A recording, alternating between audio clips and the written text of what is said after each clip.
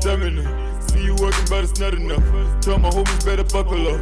Plus the trap, but wake 'em up. All you need is stamina. See them working, but it's not enough.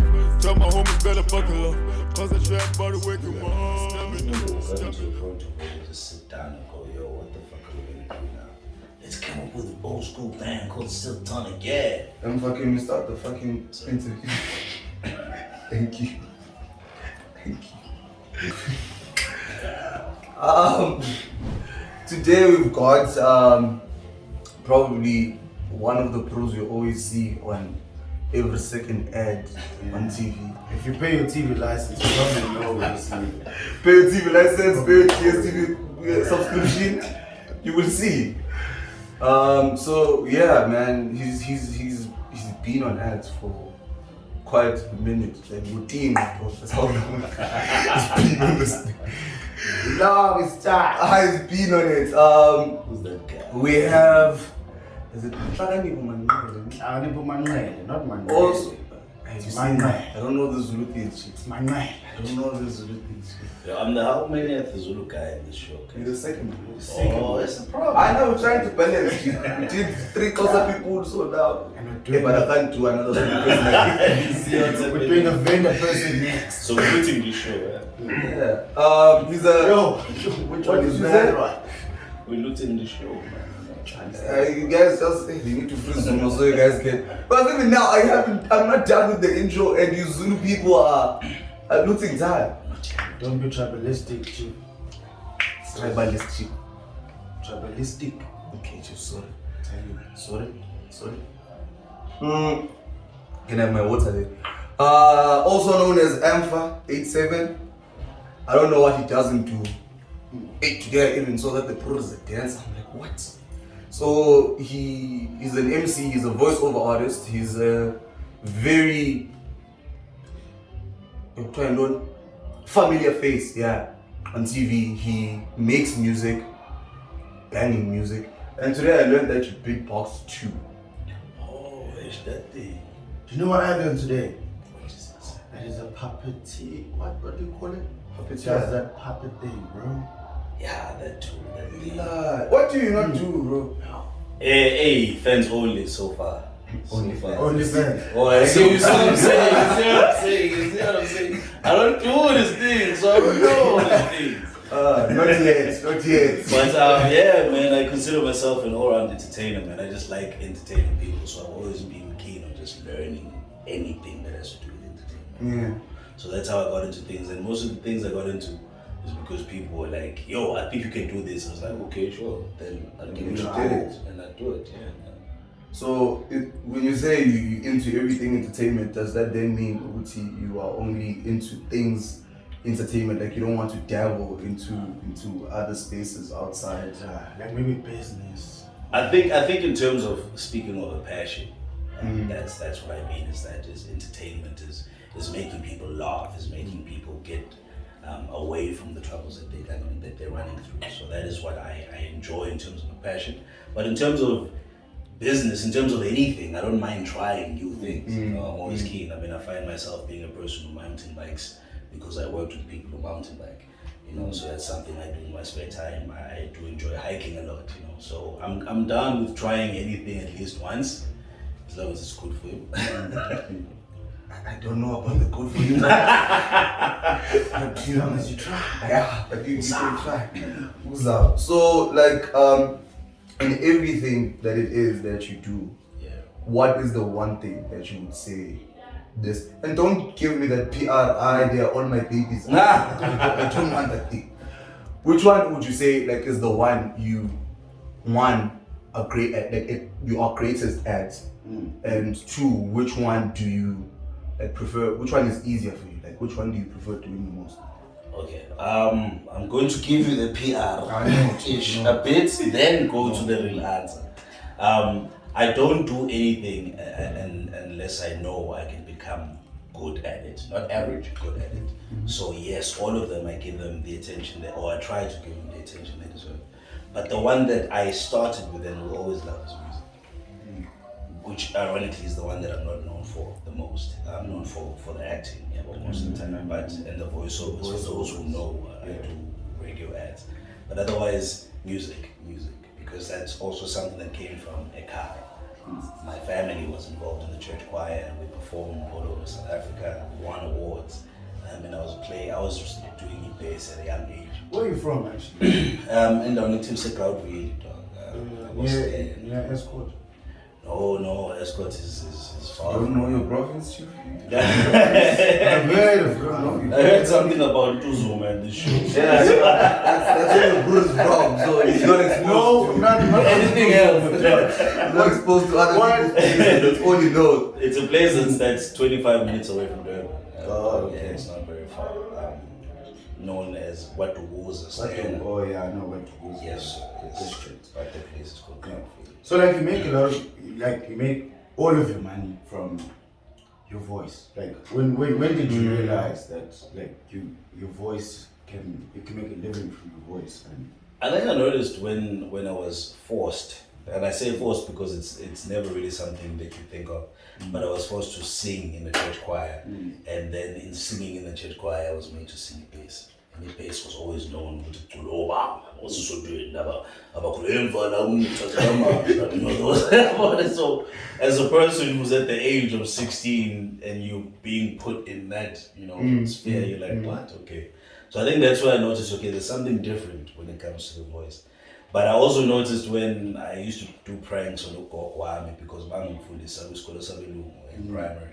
So I used to call and then go, hi, I'd like to speak to Mrs. Manqele. And they go, no, Mrs. Manqele is not a cocky maid.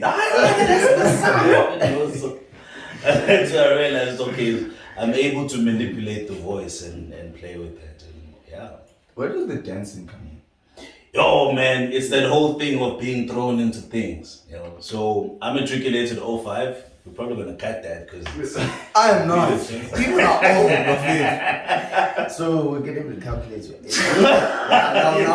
see what I'm saying? You see? Clear picture. So I moved up to Joburg to attempt to study marketing in 2006. My aunt and my whole family, like I say, has always been a church-going family. So my aunt went to Rema, and we went to Rema one day, and she was like, "That's the kiddie section." I'm like, "I'm going to the kiddie section." After the drink, that's what I was thinking, you know what I'm saying? But it's like youth, man. Also, and then when I got there, I had this thing of going, who is the most popular dude in the circle? Right there. Let me get to know that dude. If it's popular for the wrong reasons, I keep my distance. If it's popular for the right reasons, there's something to learn there. So I saw this dude at Tinqoh, I met that dude, and to find out that he was the choreographer of the youth dance group of the church. Yeah. And I used to hang out with him, and then eventually he's like, yo man, do this thing, just dance. I was like, okay, sure. And then I started dancing, learned choreography, and that's where it started, yeah. Are you still doing the dance thing? Here and there. I mean, there's some jobs that will require it. I think we were talking about the mayonnaise ad there. Yeah, when I was shooting that, we were dancing to music, so you can get to the vibe of things, So those are the things where you touch into, because then you all have a choreographer going, yeah, so you're gonna do this and and then they pretty much tell you this is the space that you work with, move around here naturally, move to this music, and then we'll cut from there. Then they pick the things that they like. So then, how did you feel when you saw your English? Yeah. Yes, George. When you saw yourself for the first time on TV on an ad, like, how did that feel for you? Yo, man, that was. Firstly, the first time I saw myself was for an ad, and I think it was the only ad that I played, like a featuring an extra, Steering. Listen to this. That was the very first ad I did, and it was for a wedding. So I don't even know. I was just a random guy who came there. So they were shooting things all the way back. We were the guys at the back. So I literally had to go pause. So that was the first ad where I never really got to see. And then the other one was a Vodacom ad. And for me, whenever I see myself in performance, I tend to crit. It's never a thing of, hey man, that's it's how do I improve? Okay, so mlungisani manje. Hey, uflopile, bro, I'm la pana. So hey, man, you're Yeah. So What happened to the repertoire? Yo, man, hey, I don't know, dog. I don't know. Like I say, I was here 2006. Repertoires came to life, and that was a meeting between Larry and Ntato. And then I was obviously friends with Ntato. Larry had the name Repertoires with his dance crew, so we just decided to use that name because we didn't have a name. Repertoires were born. A week later, we win a battle. We were very excited people who just battled everywhere. Whenever we went to house parties, like, the raps are gonna be there. Yeah, we're gonna go battle. So all the crews like were gunning. You know, I was called Splits Ninja, the only dude who can do splits in the whole industry. When you saw niggas did backflips. Were you this big even back then? No, I was skinny as hell, bro. Because I can't imagine. Don't look at me. Yo, I was skinny as hell, bro. But you'd be surprised that I can still do the splits now, bro. Lie. I swear! I mean, we're not gonna do it here on the show. Because I'm wearing jeans. But you know. So what I'm saying is that we were there for a year, right? I mean, guys, it's been a great year. There was this guy, Danny K. We did a music video with him for his song, Hey Shorty. Hey, Yo, Shorty. Danny K was big back At that then, time, bro. yeah, He bro. was And then big. that's where we find out that his mom was his manager. You know, I was like, really? Your mom's a manager? Oh, that's great. Your mom is a manager. How do you live with? Okay, but hey, Danny K. You know, great guy. So that was a great time. Battling with Clinch was always repertoires of Clinch. And then I left because my family was like, you're supposed to be studying marketing. So come back here. So you just forgot about the study. My nigga, I hardly stepped to the whole. Dog, you're eating at this point. Like, repertoires were all big. Not really though. So, nothing like it. Oh, bro. Yo, you know this thing of fake it till you make it, bro? Like, we look good sharing clothes. You know, we look, you know what I'm saying? Sharing clothes, like, yo, can I use them? Yeah. No, That dog, hoodie, bro. You used the hoodie last time, dog. You know what I'm saying? Can I use? But we'd help each other coordinate the style and all of that stuff. We would come in like a Toyota Jazz. I mean, a Honda Jazz. Is it a Yeah, it's a Honda. Yeah, it's a Honda. Yeah, Honda Jazz, and there'd be like 11 of us in that whip, dog. Yeah. Like, how you fit 11 people in the That's breaking the law. That's breaking the law. Hey, man, Breaking the law. you know, So you're gonna park behind the house. If you go to a house party, you have to park behind. what behind the house, And down the road, at the wrong house. Then we walk to the other house. Oh, why you wanna? But you are a repertoire, so now when you walk into the party, what are the eyes? No, but the thing is, hey, there was a scandal thing of the other guys would come in walking and the captains Oh, would come come in. in. Yeah. Where were you? I was part of the captains. It was the walking. I used to battle whole crews by myself, man. So I was really excited about that whole thing. But yeah, that's how it came to be. So when I was brought back from after 2006, I don't know, they had the running with the reps there after, you know, and I was like, wow, and you know, I used to hate myself all the time for leaving, you know. But I got to be in a show accidentally, you know. There was a show there was a club in Durban called Della Soul. I don't know if you've heard of it. It's long gone now. That was back. How old was I back then, bro? Like, Oh yeah, he was still in primary. I'm just Start calling them for Bauman. Let's see. Oh my god. About 87. Oh, you born in 87? Yeah, that's my year. But yeah, there was a club there, and that's the club where they came through. I was there with the boys playing pool or snooker at the sports bar. Then the girls all of a sudden that night were like, why are there so many girls here? Usually we just play. Then the girls were like, oh my gosh, it's Larry! Huh? And everyone turns on like, Larry? Who the hell is Larry? I turn around and I see them. Oh, this guy. With the camera dude shooting, they're still shooting with the refs. Camera dude, and I'm like, Larry? Larry's like, Nhlakanipho. And I'm like, yeah. Now everyone is like, repertoires, but now the rappers are like, I like Nhlakanipho. Like, who the hell is this dude? And I'm like, hey guys, hey. And then that's where I got to hang out with them. That was after a breakup. so like, what made you? That is go. I mean, I felt like it was the universe. We'll talk into that some other You time. tried to base.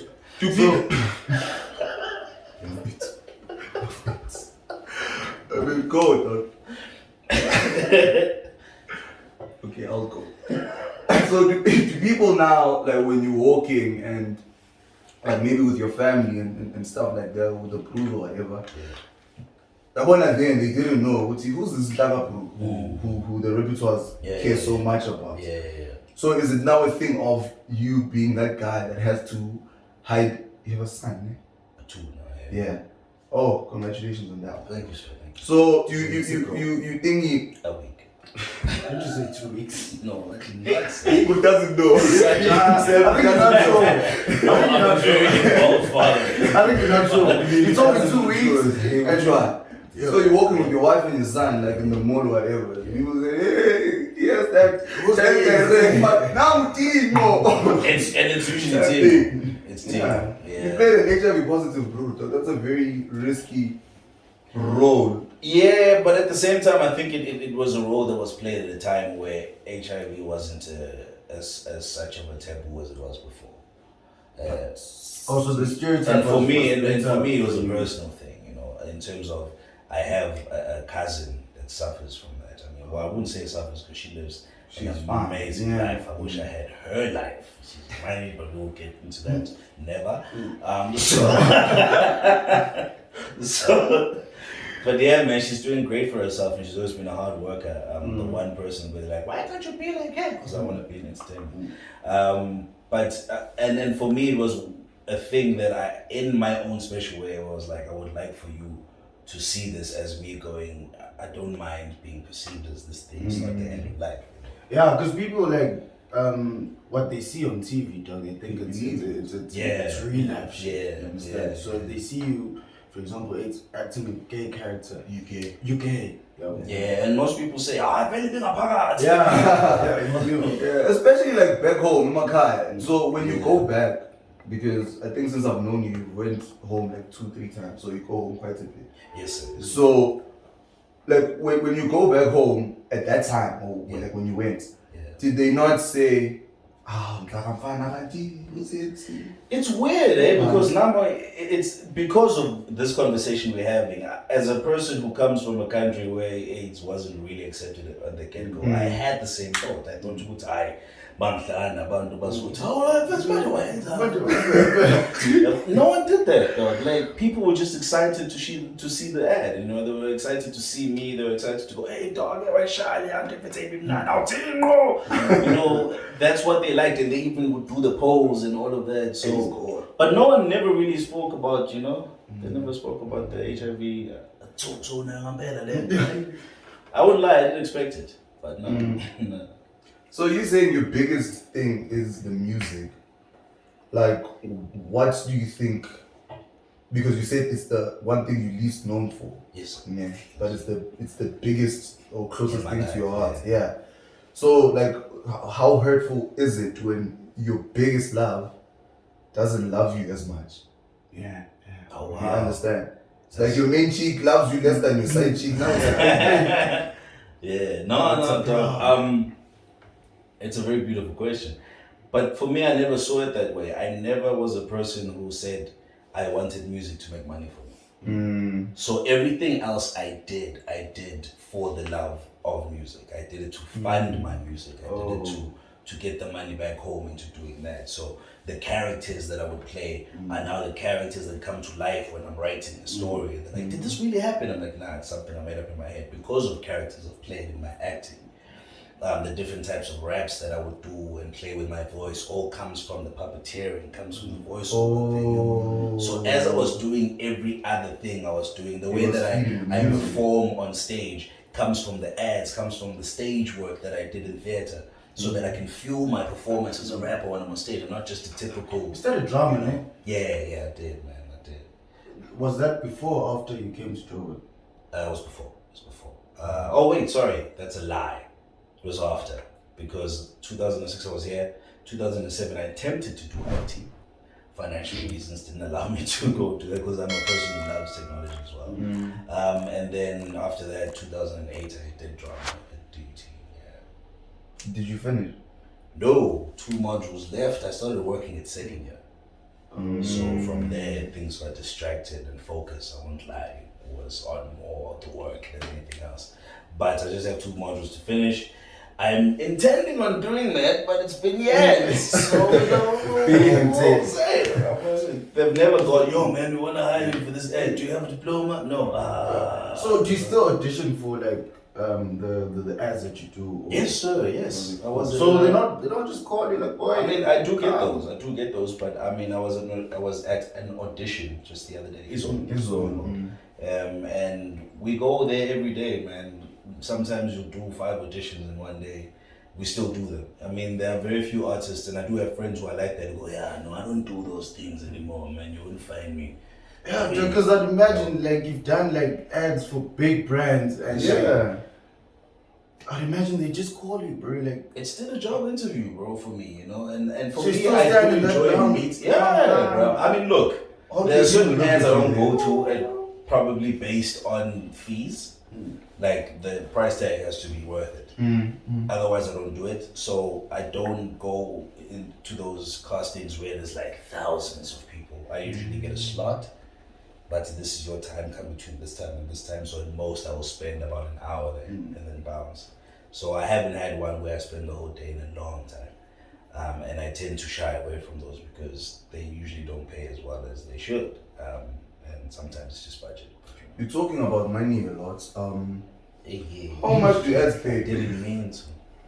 Yo, man, you're asking this question like it's just their thing, man. Like, okay. I'm asking this because They differ. no, give me a price list. You know that I run away from this thing. See, I'm not running away I'm from this gonna answer cryptically. The thing is, they differ. It has to do with usage. So usage is the biggest amount that you worry about. usage of the product. Of the ad. So they'll say this ad is going to run on TV for 3 months. So usually minimum is 3 months. So it's like 3, 6, 9, 12. And then at most they'll go to 3 years. But we haven't done that in a while. I've only been in one ad which is still flighting, but I shot that like 3 years ago. Which is for Camp Ease. And there's no royalties now for But those are the royalties, that's the usage. So like for you, like if your ad is gonna run for 3 years, yes, sir.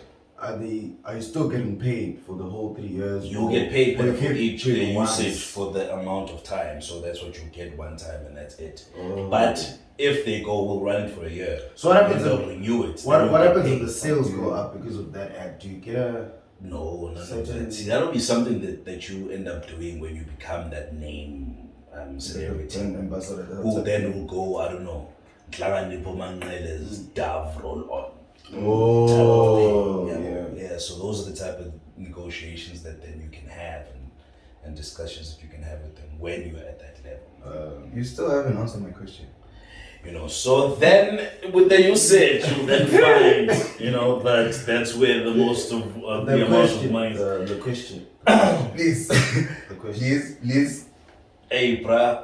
Like, it also depends on the brand, you know. So if the brand is a big I brand, will ever. Okay, okay. I'm gonna give you. I'm gonna give you an It's easy not as one. I'm easy. gonna give you an easy one. Yes, sir. What was your first paycheck for an ad?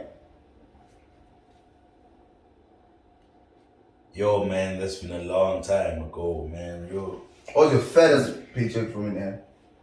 it was in the triple digit thousands. Oh, so when I said they moved from the 1 million to the 100,000, you. No, I haven't Like- gotten to the million. I haven't even gotten past half a million, bro. But then when we were speaking outside before we shot, Yeah. we were talking about how sometimes the ad is gonna be playing for so long, man, and you had shot it so long ago that the guap is done. You understand? Yes. So now, when such things happen, but you're given a lump sum today and you have to stretch it because you don't know when you get things gonna come. How what methods are you adopting when to make sure that you can prolong the whole thing? Well, it's a trial and error thing.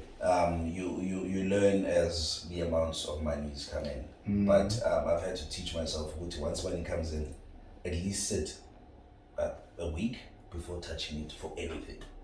Because then the hype of going, hey, Nkukeliwe! Not happening this side. Man. And with that, then I start prioritizing the things that need to get paid. I don't like owing anyone money, so bills will be the first thing that goes. rent is something I try to pay in advance. Like right now, my lease is paid up until February next year. Yeah. So beautiful. that allows me to not stress about my kids and my wife under a roof. I'm good in that regard. Then you start hustling for other things like electricity and so on and so forth. You try to keep a lump sum on the side because rainy days come. Like last year was a very rainy year. The COVID The situation. COVID situation. That was the biggest hit financially for pretty much every freelance artist that you might know of. So that kind of helped me in terms of what helped me with the savings from the other jobs that I'd done. They got depleted, but at least I was able to survive the year. Renewals from other ads, voiceovers, whatever it may be. Then look, we want to pay you this much because we want to use this again. So those things help you because they come out in the middle of nowhere and you never expect them, but you can't bank on them as well. Yeah, because you don't know when they're going to come. So it's always try to pay things in advance as much as possible so that when money comes in, you pay in advance until it's not realistic for you to be paying, I don't know, like 5 years in advance. So like you started making money at a really young age though. So It's like, not young. but he started making money at a young age. He's not young anymore. 22, is that a young age? That's very young. That's very young. It's very young. And that's when you started making money. Like what bad financial decisions did you make at the time? Because I'd imagine it's the first time that you actually started making money and like, yo, nah, geez, nah, Well, this whole I would buy whatever. I would buy whatever I wanted, and that was always a problem because then you think that once you've made it, you've got that big paycheck. You're like, oh, then I will never shoot, go see, back. this is the thing that's gonna come now. But that one big paycheck could literally come once every 5 years. So those I've made some investments that didn't go well. I've been scammed. We've all been scammed in cryptocurrency. So we're not gonna get into that though. But it's those types I of make things. it rock you, Joe. Yeah, I think my wife is gonna kill me because she doesn't know about that one. Those are the types of things that bad decisions that you make because you're like, as an artist, I don't know when my next paycheck is coming, so let me see how I can grow this money. And also, as an artist, you have to have like a certain lifestyle. You have to be perceived or like show up as a certain. I think that all depends on the type of person that you are. So No, but as a young one, yes, as a young one, like as a smaller nyana. Please. Yeah, you see the problem. Don't do this thing. Can the cops will come back? We'll come back on that. Let's call it. Let's call it. I'm so sorry, guys. Okay, let's take it from family. Yeah. As Family man. a family man, married man with 2 children. Volunteer. We're trying to That's what they say, Don't know how to say. We're trying to bad one. What about those? What about So, like, with the industry being what it is, Yeah. again, you're gonna give me a pure answer and say, it depends on the person you are. I don't want that one. Okay. With the industry being what it is, Yeah. and you having to balance, like, because all color you have to keep up appearances, in Yes. certain spots. Yes. Yeah. Yeah. And you also have to keep up appearances at Boma, school show, Yeah. dun, those type of things. Yes. You understand? So, like, how do you strike the balance? Yo, man, I've always been a loner, bro. I've always been that dude who's. I'm that guy who sits in the club in the corner. one man? One man. A creepy guy. Yes, Yeah, those- pretty those much. Scared? So I've always been a person who kept to myself and sussed out the situation. And in this industry, I've always focused more on who does it better than me, so I can learn, from them and do better. and do better. And I don't pay attention to the other things. But The other things come, I won't lie. The other things are there, they're tempting. But you kind of think of what is it that most dying or starving artists go through, or artists who have gone up and then crashed. What is the biggest or common thing is that they play with their love. They play with their hearts, and I don't want to have that. But now, like, as an artist, Yes. especially like with there has to be like the industry packs. And it's in Joburg, it's a thing. Gucci, these people are sent together. Those people are. So you have to keep up their appearances so that Even the if gigs it's are easier fake. to. Yeah, it doesn't matter how Even if legit it's it is, fake, bro. It like, doesn't matter. There's a certain click. Yeah, you have to be seeing certain people to get certain jobs. That's true. That's true. But I'm also a person who's always been a why not. You know, I've always been a person who. So you say this is the only way this should be done. Why can't it happen? Why can't I do it? Impossible is impossible until the first person who does it. That's what it is. So why can't you be the person who makes it the impossible possible? So I've never been a person who conforms to what the industry says. I've done this thing in my own way. I've never focused on the social media thing. I mean, I was there with Mixit and all the other things. Facebook, I'm very active in. I mean, that's where I met you guys now. It's a result of Facebook. And it's something that I've never been allowing in my life to run any sector of it. You know, I don't want to have. So like on that point, what role would you take if they offered you a role? What are your boundaries? I go into a role, dog. I wouldn't take a role where I need to kiss a guy because I'm not comfortable with it. Would you take a role where Would you say that's homophobic? I don't know. I don't know. If people say it is, I guess that's what they would say in their regard. But I mean, I was offered a role. I was like, I don't mind playing and going around the character. But when it comes to the intimacy side of it, it's not something I am comfortable with. So I would rather not. So those are the roles that I have turned down in my life. But otherwise, I mean, even in terms of clothing, I was always a person who said, yo, I will wear whatever. If the character wears that, that's what I will wear. So I think it's because of how much of yourself you put into the character as well. I don't know whether it's homophobic, but I guess it's a side of myself I don't want to explore. I don't have the urge. Because you don't know whether you I don't have the urge, but I don't have the urge to go. And so there are friends of mine who have done those roles and they've come back and they're good and whatever. There are others who've done that role and stayed there. So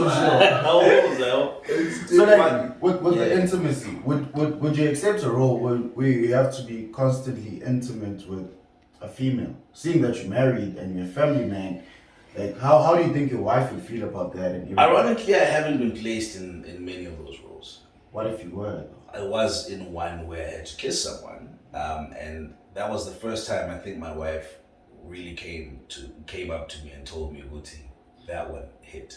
Like seeing that on TV, it felt different. That's what I'm asking. Like, but I talked to my wife. If you had a role where you had to continuously do that, I talked to my wife. It's something that we need to discuss. You know, there are certain things I will turn down for her. Because she is first priority. It's not my career before her, it's the other way around. Same thing with her. I mean, hence we're up here. She applied for a job to get a job up here so we can move up and I can hustle in Joburg. So we are on par when it comes to. So what if it's hectic? It's like COVID and like there's no money. You can see the money's running out, and we went through boom. We went through that. There's a role. They say, do that. We went through that, dog, and I had to turn and it still down. Turn it down. And also, even in terms of money, like you know what you usually get paid for certain things, and then someone comes and goes, "Yo, dog, I know you get paid 10,000 for this thing, but look, I've only got 500 right now. Let's try this one. You know, at the end of the day, what is 500 going to do to my family or for my family? You know, when I'm used to. Because even if he offers you 20,000 and you're used to getting 10,000, the long-term effects of you getting that 20,000 might not be worth it. Yeah. Because maybe if it changes the dynamics of your family, it's really too expensive. It's too expensive because now you're losing something that is more precious for money. Yeah. How long have you been married, bro? 7 years. 7 years. Together? Since 2008. Yo, 13, I think. Yeah. How do you do it? I tried the hair, bro. Look, man, we broke up. I went through that whole breakup thing, and people like, you must never go back to your ex. And you're like, but maths is what brings money, and you solve your exes. So don't be running away from that. And it's always been a situation of, once you break up with someone, I usually go and sit down and go, what am I losing? Am I losing just a person? Am I losing just a good time? Or am I losing growth? You know, and that's something that we went through. And you have to be a big man to say, no, I fucked up, you know, and be able to be told that. And she's the only person who can tell me. My wife is the only person who has ever hurt me more than anyone in life. She has been my worst enemy, my best friend, and she's everything, literally. She's been a side chick, she's been the main baby mama, all of it. So having someone like that in an industry where you can literally be alone as soon as you go home, because your fans are your fans until you go home. Once you're home, you're by yourself. That football, football, yo, hey, for crying. No, dog. No, I don't want you. You know, so it's good to have someone like that who understands, and she's a crazy person. Yeah, she's a corporate, but she understands the artist side of life because of her mindset as well. So I think how you make it work is you find a friend, man. You know, it's I mean, you find a homie, you find a boy. But I know you get what I'm saying. Other boys can rock you, boy. They can rock you, they can leave you high and dry. But you still come through the next day and sip on something nice. The cake is big. And then they post it for you to see. Let's not go there. Yeah. And then your friends say, leave this. Leave that thing. Part two, guys. Some other time. Story for another day. but have you healed, dog? Can you Get not about me. It's not about me. I'm clean, dog. I'm dying.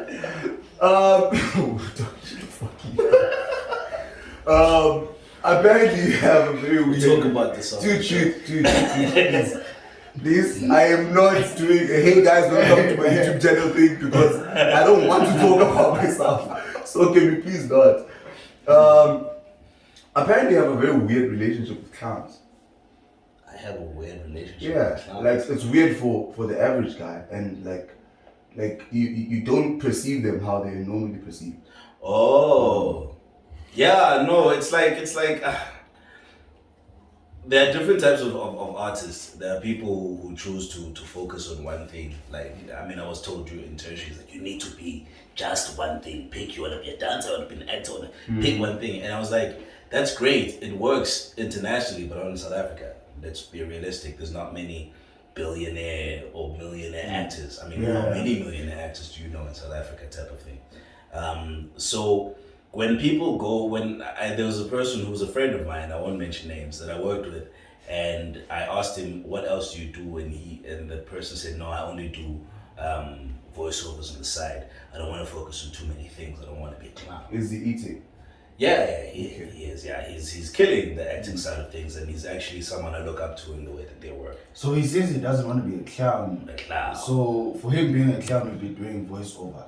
Well, he's doing voiceovers, but I guess we'll be doing more than just acting and voiceovers. So once you do more, for me, which I have a long list, like up to 11, then it's a situation. Yeah. I must rest. Then it's a situation of no, you being a clown, and then for me, I find it ironic because clowns are the most multi-talented, skilled people that you can, and you have to master each of the talents. You can't just be a basic juggler. You must be a proper juggler, a balancing act person. You have to be able to do all the entertainment sectors and be great at all of them. And for me, it's a compliment. It's such an artist, bro. Yeah, I think it's such an artist. How so? You're such an artist. I didn't mean. Who sits and thinks about that, dog? Like, hey man, I think I self-diagnosed myself with ADHD because I do get distracted a lot. So my mind goes everywhere. Yeah, you obviously get distracted a lot. I mean, you answer your phones on set, so yeah. you get distracted quite a bit.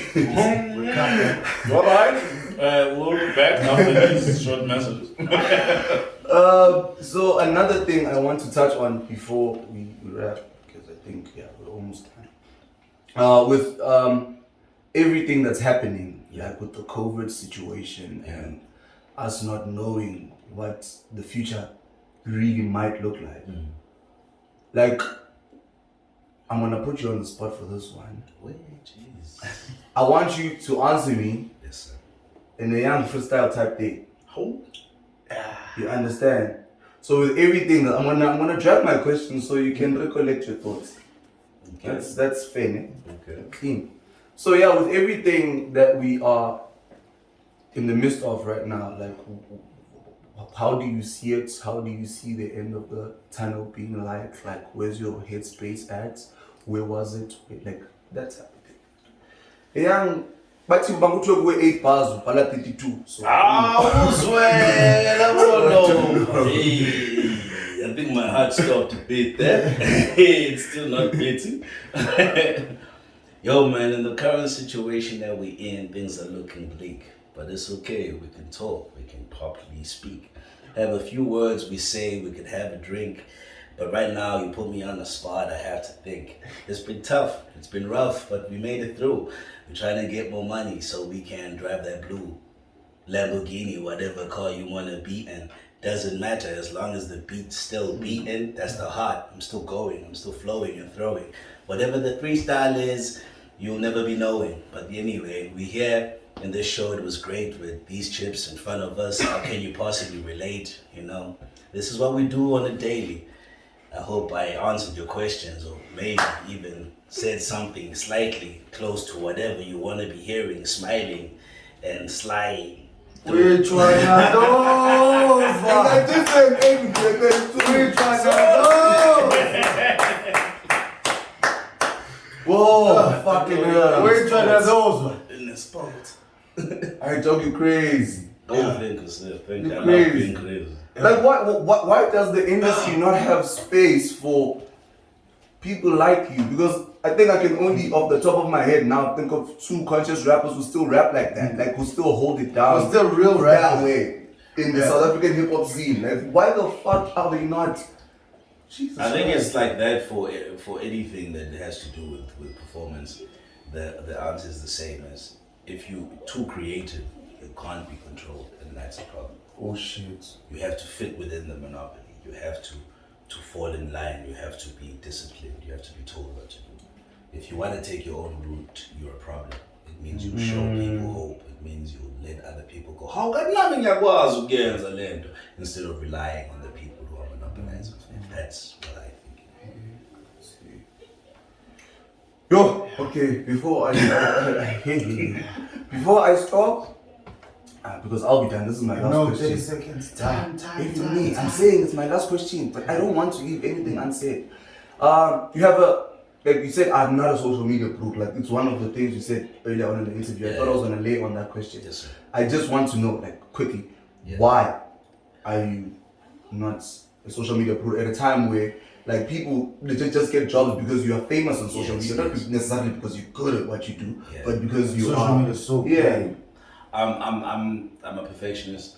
I'm a critic of the worst critic for myself. So whenever I do something like that, for me, it's not as easy as something that's just, hey, let me see, and then chuck it in there. I would want it to be a certain production type of thing. Also, I've always been a person who likes doing things at his own time. I've always been a person who, you have 3 months to write this assignment, and I literally only tackle it 4 days before.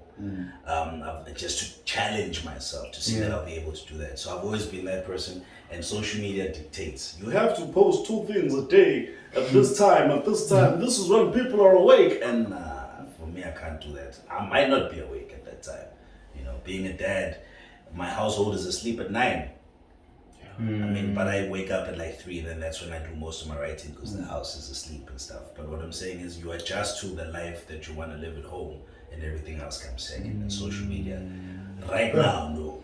Family is so important to you, Yes, Family, yes, yes. man. I mean, I look at people like That's Will a good Smith, thing. man. He's only in social media now because it's Will Smith, but he was Will Smith before the social media. So if there are people, everyone we knew that was famous before social media, why is it that social media is the only way to do it now?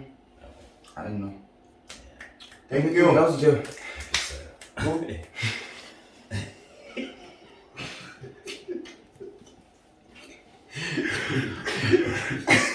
We'll blame the chips.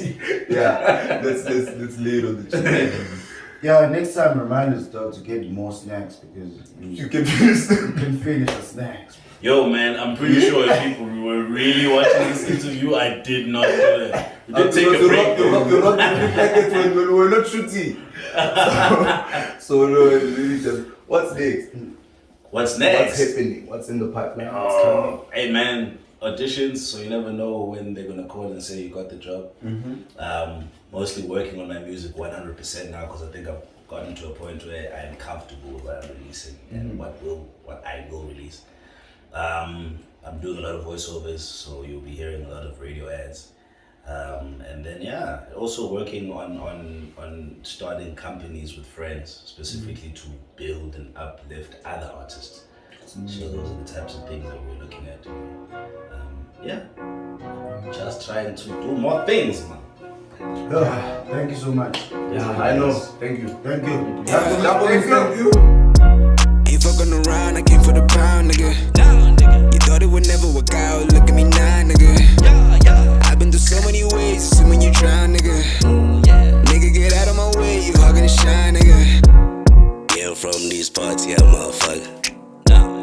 Yeah, I'm from these parts, yeah, motherfucker. Don't come around talking all that shit, chit chat. Niggas be ready to draw on you.